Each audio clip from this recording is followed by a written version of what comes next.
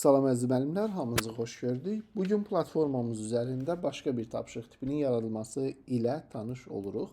Bu tapşırıq tipimiz crossworddur və təbii ki, crosswordla hər biriniz tanışsınız. Müxtəlif saytlarda crossword yaratma xidmətləri var. Biz isə bu crossword yaratma xidmətinə biraz yeni baxış gətirmişik. Yəni həqiqətən də onların hamısında olmayan yeni imkanlar, müəllim üçün yeni rahatlıqlar əlavə eləmişik. Bunun haqqında danışacağıq. Amma hər videonun əvvəlində mən çalışıram ki, saytla bağlı bir balaca tiplər də verim sizə. Yəni saytın funksionallığı ilə bağlı.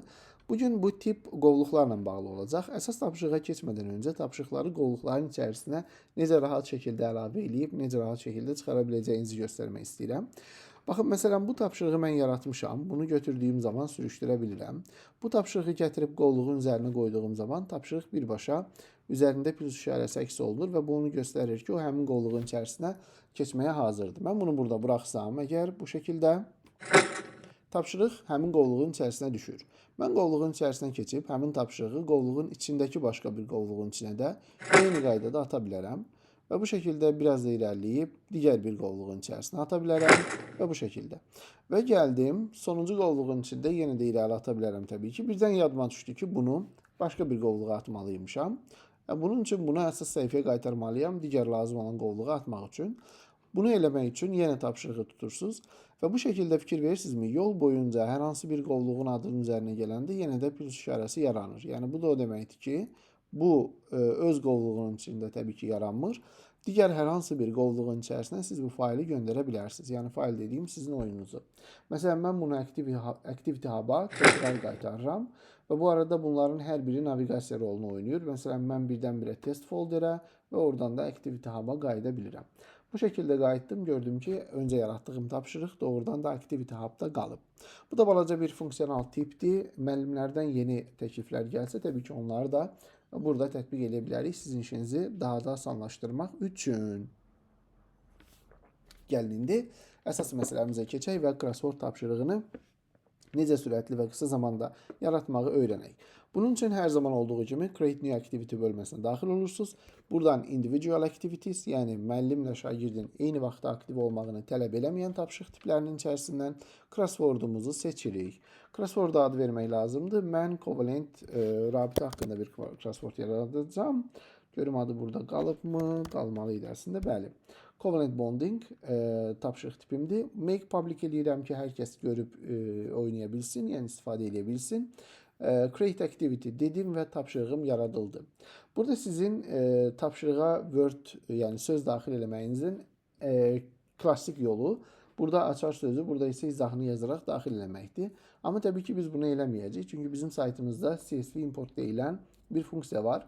CSV faylı götürəcəyik süni intellekt alətindən və onu birbaşa saytın içinə import eləyəcəyik tapşırıqlarda olduğu kimi, yəni quizlərdə olduğu kimi. Bunun haqqında digər videoda da danışmışdıq. Amma bundan əvvəl gəlin bir tema seçək, yəni arxa fon oyunumuza seçdik. Və gəlin CSV import bölməsinə daxil olaq, importa daxil olursunuz. Burada ilk öncə gəlib yendirmək lazımdır. Buradan bunu klikləməklə, yəni bu tapşırığı özəl bir qəlibi kompüterizə yendirirsiniz. Bu önəmli bir şeydir. Çünki bizim hər tapşırığımız fərqli, belə deyək də, hər oyunumuz fərqli tipdə olduğu üçün hər oyunun özünün tapşırıq qəlibi var. Ona görə də buradan tapşırığı yükləmədən əvvəl EA alətinə vermək üçün bizim tapşırıq qəlibimizi endirin, onu EA alətinə verib oradan alın. Bunu endirdiyim zaman mənim template'im, yəni qəlib faylım hazırdır. Mən ondan sonra ChatGPT-yə gəlirəm və həmin sualları, yəni mənim öncədən hazırladığım, hansı ki onları başqa bir yerdən götürmüşdüm. Onları ChatGPT-yə verirəm və ondan xahiş edirəm ki, sənə bu keyləri və onların definitionlarını verəcəm, keywordləri və definitionları və sən zəhmət olmasa onları mənim CSV faylimin içərisində yerləşdir. O da bunu eləyir və mənə CSV faylımı verir. Mən də ondan aldığım CSV faylı endirirəm bu şəkildə. Endirəndən sonra qayıdıram təzədən öz proqramıma və həmin o yendirdiyim faylı bura çağırıram. Burada Covalent Bonding Crossword əslində 2 dəfə yendirmişəm.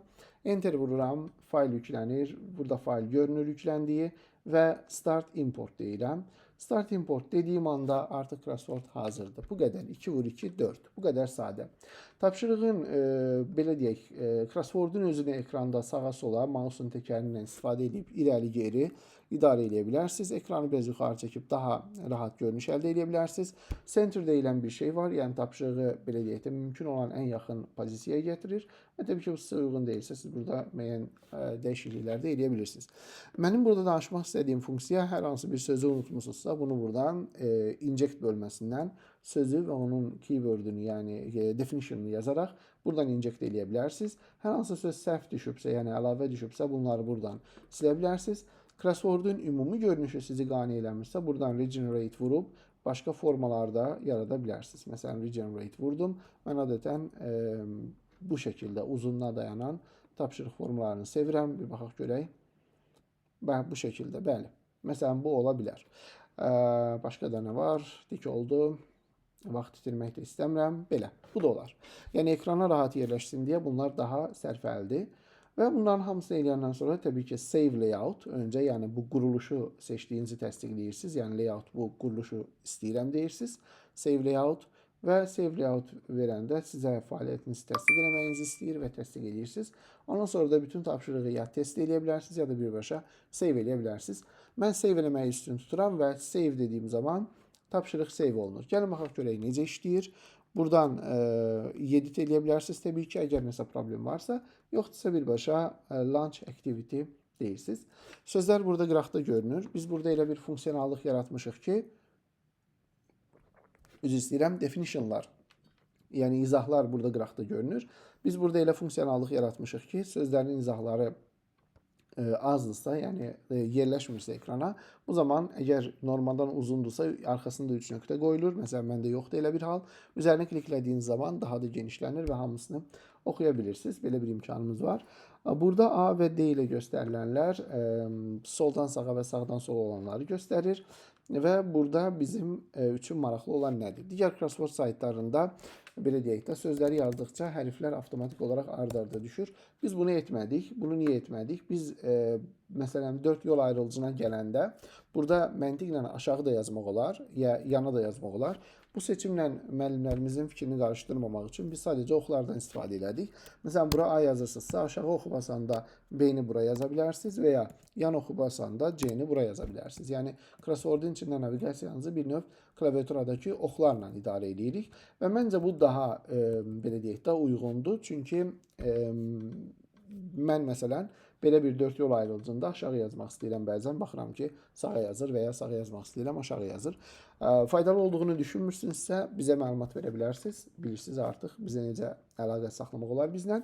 Biz bunun haqqında düşünərik. Yəni, uyğun olsa dəyişikliklər apararıq. Crossword'un bu hissəsində yaxınlaşdırıb uzaqlaşdırmaq üçün düymə var. Hansı ki, siz bunu bu rejimdə təkərlə eləyə bilmirsiniz. Yəni, mouse'un təkəri ancaq crossword'u yuxarı aşağı aparır. Ona görə də bu şəkildə burada bu düymələrdən istifadə edirsiniz. Bütün ekrana yığmaq var crossword'u yenə də. Burada hər zaman olduğu kimi bizim standart naviqasiya düymələrimiz yerləşir. İndi isə cavabları təbii ki, yazmaq fikrim yoxdur. Çünki videonu o qədər uzatmayacağım. Tapşırığımız oradadır. Siz özünüz daxil olub cavabları həll edə bilərsiniz. Və burada nəzərinizə çatdırmaq istədiyim son bir şey var ki, hər düzgün cavaba görə crosswordda şagirdə bal verilir. Məsələn, 10 söz varsa, şagird tapdığı hər sözə görə bal əldə edir. Ballar şagirdlər üçün önəmlidir. Çünki həm müəllim onların belə deyək də fəaliyyətini track eləyə bilir, izləyə bilir. Həm də şagirdlər ballar topladıqca levellər, yəni səviyyələr atlayırlar və səviyyələr atladıqca da onların profilində müəyyən ikonlar və müəyyən dəyişikliklər baş verir. Ona görə də ballar bizim üçün, bu sistem üçün çox önəmli bir faktordur. Belə, diqqətiniz üçün təşəkkür edirəm. Növbəti videolarda görüşənə qədər deyirəm, hələlik.